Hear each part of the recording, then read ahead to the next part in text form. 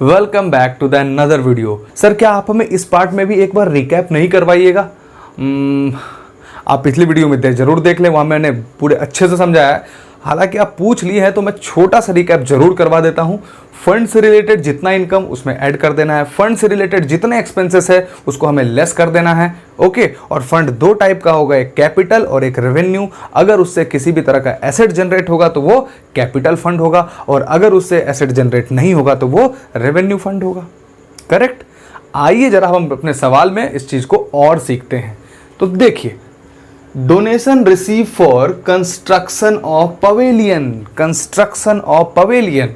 सबसे पहला सवाल आपसे, क्या पवेलियन को कंस्ट्रक्ट करने में जो आपको डोनेशन रिसीव हुआ है, जो आपको फंड रिसीव हुआ है, ये आपके लिए रेवेन्यू फंड है या फिर कैपिटल फंड है? जल्दी बताइए, जल्दी बताइए। बिल्कुल सही जवाब सर, ये कैपिटल फंड है। सर कैपिटल फंड क्यों है?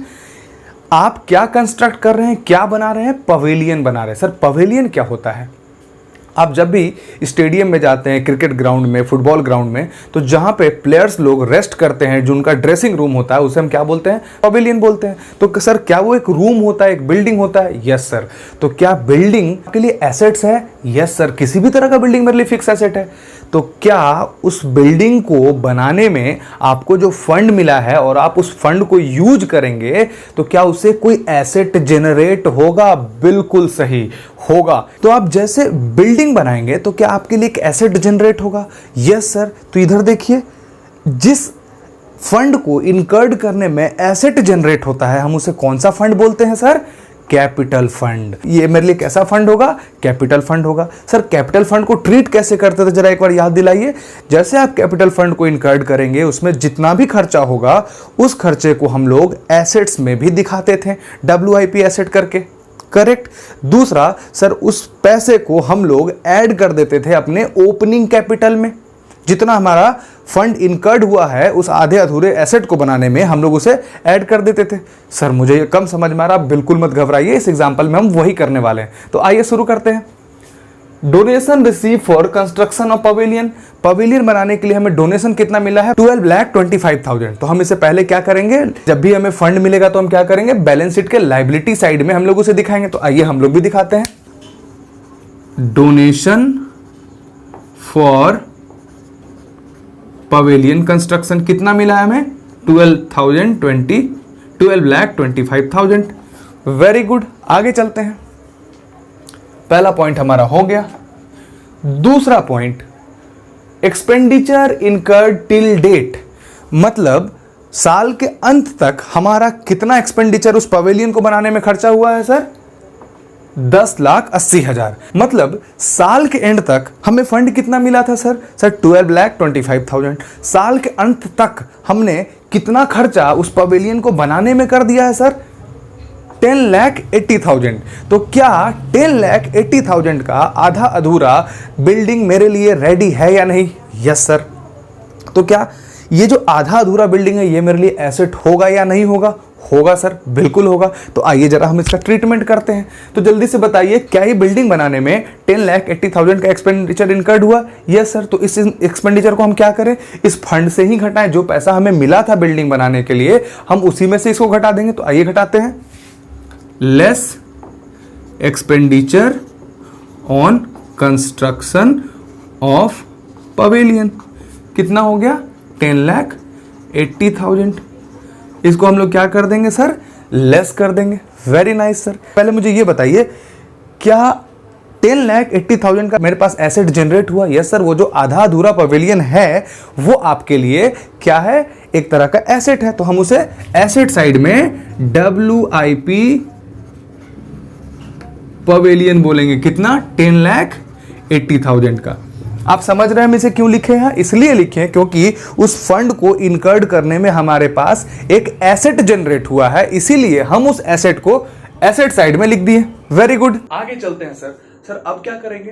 पहले तो हम उस आधे अधूरे एसेट को WIP पवेलियन करके एसेट बनाएंगे। और क्या करते थे सर, जो हमारे पास ओपनिंग कैपिटल था हम वहां पे जाके ये जो एक्सपेंसेस इनकर्ड हुआ है वहां पे जाके हम ऐड कर देते थे, क्योंकि ये जो आधा अधूरा जो एसेट है कल को पूरा होगा और कल को ये क्या मेरे कैपिटल को बढ़ाएगा। यस सर, तो आज हम इसे आधा जो मेरा खर्चा हुआ है उसको हम अपना कैपिटल भी मानेंगे और हम इसे कहां ऐड कर देंगे, कैपिटल। ये जो मेरा ओपनिंग कैपिटल होगा इसमें हम जाके ऐड कर देंगे WIP पवेलियन 10,80,000।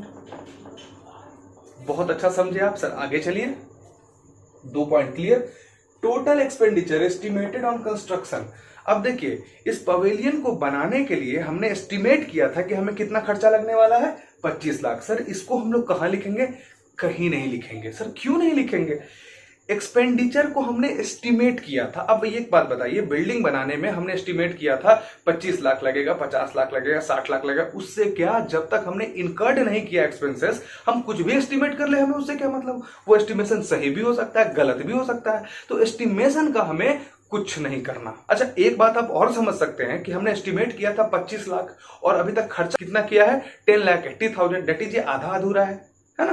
लेकिन इस 25 लाख का कुछ करना है क्या, नो सर। क्यों नहीं करना है, क्योंकि ये जस्ट एस्टिमेशन है, करेक्ट। तो हम लोग इसे इग्नोर करेंगे। आगे चले क्या, यस सर आगे चलिए। ये तीसरा पॉइंट भी हो गया, टूर्नामेंट फंड एज ऑन इतना। अच्छा मतलब कि इस क्वेश्चन में दो फंड हैं। एक फंड हमें पवेलियन बनाने के लिए मिला था और दूसरा फंड हमें टूर्नामेंट कराने के लिए मिला है। तो आप पहले मुझे ये बताइए कि क्या पवेलियन बनाने के लिए 12,25,000 मिला, आपने कितना इनकर्ड किया, 10,80,000। बाकी जो बचा वो आपके पास पवेलियन फंड का क्लोजिंग बैलेंस हो गया, करेक्ट। तो आइए जरा हम वो भी देख लेते हैं कितना क्लोजिंग बैलेंस है। 1,45,000 का मेरे पास पवेलियन का क्लोजिंग बैलेंस है, करेक्ट। और आज के दिन हमारे पास एक दूसरा फंड भी एग्जिस्ट करता है और उस फंड का नाम क्या है, टूर्नामेंट फंड। तो क्या सर इस फंड को हम लोग अलग से लिखेंगे, बिल्कुल अलग से लिखेंगे। ये देखिए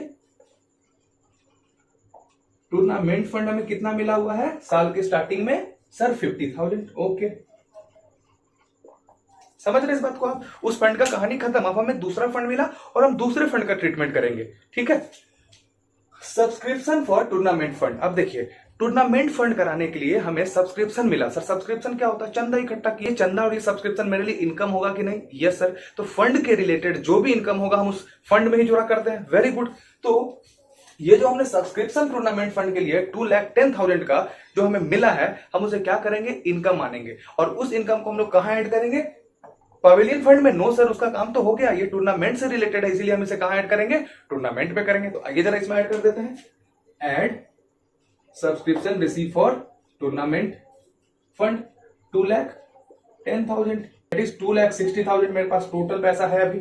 आगे देखते हैं सर, ये भी हो गया। Expenditure incurred on tournament fund. अब देखिए टूर्नामेंट फंड में हमने कितना एक्सपेंडिचर इनकर्ड किया, 2 लाख। सर मुझे मिला कितना था, सर मेरे पास पहले से था 50,000, 2,10,000 का फिर हमें सब्सक्रिप्शन मिला, दैट इज टोटल हो गया 2,60,000। और हम लोगों ने टूर्नामेंट कराने में खर्चा कितना कर दिया, दैट इज 2 लाख। तो क्या इस एक्सपेंडिचर को हम लोग उस टूर्नामेंट फंड से घटाएंगे, बिल्कुल घटाएंगे। Less tournament expenses 2 lakh. एक सवाल जो कि मुझे पहले ही पूछना चाहिए, क्या ये टूर्नामेंट कराने के लिए जो हमें फंड मिला वो रेवेन्यू नेचर का होगा या कैपिटल नेचर का। सर अगर एसेट जनरेट नहीं हुआ तो वो रेवेन्यू नेचर का होगा। टूर्नामेंट फंड हमें मिला और हमने उसे एग्जॉस्ट कर दिया तो वो फंड मेरे लिए क्या होगा, रेवेन्यू फंड होगा। तो इसी के लिए हम लोगों ने 2,60,000 में से 2 लाख लेस कर दिया। तो अब मेरे पास बचा कितना, 60,000। सर ये 60,000 क्या है, 60,000 टूर्नामेंट फंड का क्लोजिंग बैलेंस है, डेट इज टूर्नामेंट फंड खर्च करने के बाद हमारे पास और कितना बैलेंस बाकी रहा, तो डेट इज 60,000। सर अब क्या करेंगे, अब करें क्या सर हम, और आगे चलेंगे। नेक्स्ट क्या है, life membership fee 28,000। Sir life membership fee क्या होता है, जब कोई भी बंदा अपने पूरे लाइफ टाइम का सब्सक्रिप्शन ये वो सब एक बार वन टाइम पेमेंट कर देता है तो हम उसे लाइफ टाइम मेंबरशिप फी बोलते हैं। सर उसे हम क्या करते हैं, हम उसे बैलेंस शीट में कैपिटलाइज करते हैं, डेट इज कैपिटल फंड में ऐड करते हैं। तो क्या ये लाइफ मेंबरशिप फी पवेलियन से रिलेटेड है, या फिर टूर्नामेंट से रिलेटेड है। सर ये किसी से रिलेटेड नहीं है, ये आपके ऑर्गेनाइजेशन का लाइफ मेंबरशिप फी है।